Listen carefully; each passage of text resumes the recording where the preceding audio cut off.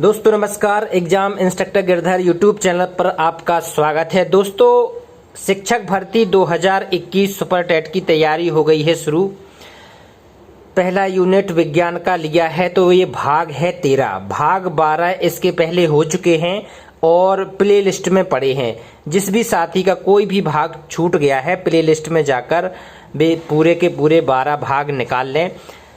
12 भाग में आपके 360 प्रश्न हो गए हैं। आज के इस अंक में 13वें भाग में 361 से लेके 390 तक प्रश्न हैं। ये पर्यावरण एवं प्राकृतिक संसाधन का टॉपिक चल रहा है, ठीक है। इसके बाद साइकोलॉजी वाला पोर्शन शुरू करेंगे, शिक्षण कौशल, जीवन कौशल, ये वाला, क्योंकि ये मनोविज्ञान के प्रश्न अधिकतर मिलते नहीं हैं। इसके लिए बड़ा सिलेबस है, इसको पहले करने के बाद फिर आगे बढ़ेंगे। तो ये फर्स्ट यूनिट पूरा कर लेते हैं। तो आइए दोस्तों वीडियो करते हैं शुरू। जो साथी नए हैं वो चैनल को जरूर सब्सक्राइब कर लेना, लाइक करें, शेयर करें, कमेंट्स जरूर करें दोस्तों, क्योंकि उसी से मोटिवेशन मिलती है हमें भी। क्योंकि विचित्र समय चल रहा है, 69,000 शिक्षक भर्ती में नए नए तरीके से खुलासे हो रहे हैं, उससे बड़ा लग रहा है। लेकिन आगे दोस्तों कई लोग सोच रहे हैं भर्ती की, तो भर्ती तो निकलना ही है, निकलेगी ही, ठीक है। तो आइए तैयारी करते हैं शुरू। 361वां प्रश्न, ग्रीन हाउस प्रभाव में कौन सी गैस प्रमुख होती है? ग्रीन हाउस प्रभाव के कारण, जिसके कारण पृथ्वी का तापमान अधिक बढ़ जाता है, उसके लिए सबसे ज्यादा जिम्मेदार गैस होती है कार्बन डाइऑक्साइड, CO2, ठीक है। अम्ल वर्षा होने के लिए जिम्मेदार गैस कौन सी है? अम्ल वर्षा। दोस्तों अम्ल वर्षा के लिए सबसे ज्यादा जिम्मेदार है सल्फर डाइऑक्साइड और नाइट्रस ऑक्साइड। सल्फर डाइऑक्साइड और नाइट्रस ऑक्साइड, इन ऑक्साइडों के कारण अम्ल वर्षा होती है। भारत में हरित क्रांति के जनक किसको माना जाता है? भारत में हरित क्रांति हुई है तो इसका जनक माना जाता है MS स्वामीनाथन। किसको?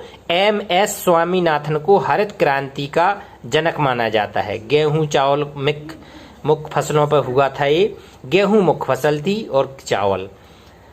वह कौन सी गैस है जो आगरा के ताजमहल की तबाही का कारण बनी हुई है? सबसे ज्यादा आगरा के ताजमहल का जो चमक जा रही है, धुंधलापन आ रहा है, संगमरमर की जो चमक होती है उसमें सबसे ज्यादा हानिकारक है सल्फर डाइऑक्साइड। कौन? SO2, sulphur dioxide. आगे देखते हैं, दम घोंटू गैस किसे कहा जाता है? दम घोंटू। दम घोंटू गैस के नाम से दोस्तों कार्बन मोनोऑक्साइड को माना जाता है। कार्बन मोनोऑक्साइड दम घोंटू गैस है। सुपरसोनिक जेट विमानों से निकलने वाली कौन सी गैस ओजोन परत को पतला करती है? सुपरसोनिक जो जेट विमान होते हैं उससे जो गैस निकलती है उस गैस का नाम है नाइट्रोजन ऑक्साइड, और यह नाइट्रोजन ऑक्साइड ओजोन परत को पतला करती है, ठीक है। धान की खेती, जो धान की खेती होती है उसमें, और जुगाली करने वाले पशुओं, जो पशु जुगाली करते हैं, धान की खेती और जुगाली करने वाले पशुओं से कौन सी प्रदूषक उत्सर्जित होती है? कौन सी गैस निकलती है प्रदूषक?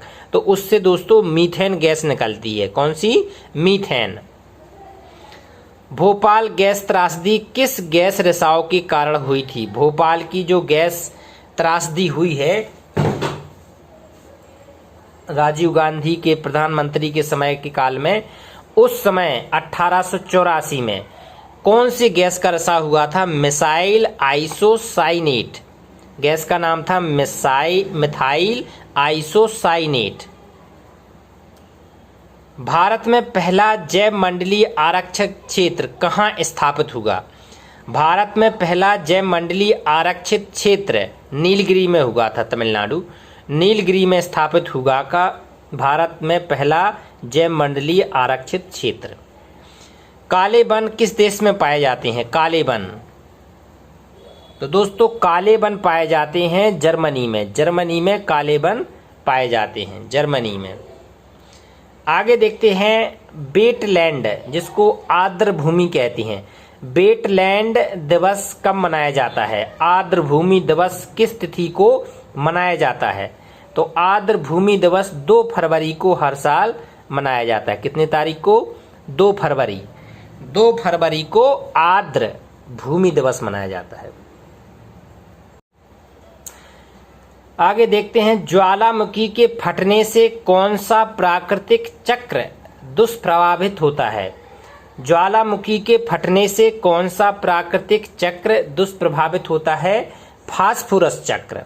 चूंकि कई चक्र होते हैं, नाइट्रोजन चक्र, कार्बन चक्र, तो दोस्तों ज्वालामुखी से फटने से फास्फोरस चक्र दुष्प्रभावित होता है। फास्फोरस वह मंडल जिसमें विद्युत आवेशित कण, जो आयन कहते हैं जिन्हें, तैरते रहते हैं और जहां से रेडियो तरंगें पृथ्वी की ओर परावर्तित हो जाती हैं, तो वो कौन सा मंडल है? पृथ्वी के ऊपर हमने बताया था क्षोभ मंडल, समताप मंडल, फिर आयन मंडल।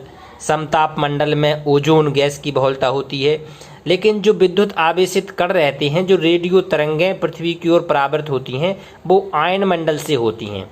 इंग्लिश में कहते हैं आयनोस्फीयर। तो आयन मंडल, आयनोस्फीयर, जिससे रेडियो तरंगें पृथ्वी की ओर परावर्तित होती हैं। ये बहुत महत्वपूर्ण प्रश्न है, आता है बार बार। भारत में सर्वाधिक क्षेत्रफल में मैंग्रोव वन, जो दलदल समुद्र किनारे जो वन होते हैं, मैंग्रोव वन, वो सबसे ज़्यादा किस राज्य में पाए जाते हैं क्षेत्रफल में? क्योंकि समुद्र तटीय इलाका होता है, तो ये पश्चिम बंगाल में सबसे ज़्यादा मैंग्रोव वन पाए जाते हैं। सागर के जल के नीचे, जो सागर के जल के नीचे स्थित नितल में, मतलब सबसे नीचे में रहने वाले जीवों को कौन सी संख्या दी जाती है? सागर के जल के नीचे स्थित नितल में रहने वाले जीवों को संख्या दी जाती है बेंथम। उन जीवों को क्या कहा जाता है? बेंथम कहा जाता है दोस्तों, बेंथम। आगे देखते हैं, अपने देश में सर्वाधिक क्षेत्रफल में वन किस राज्य में पाए जाते हैं?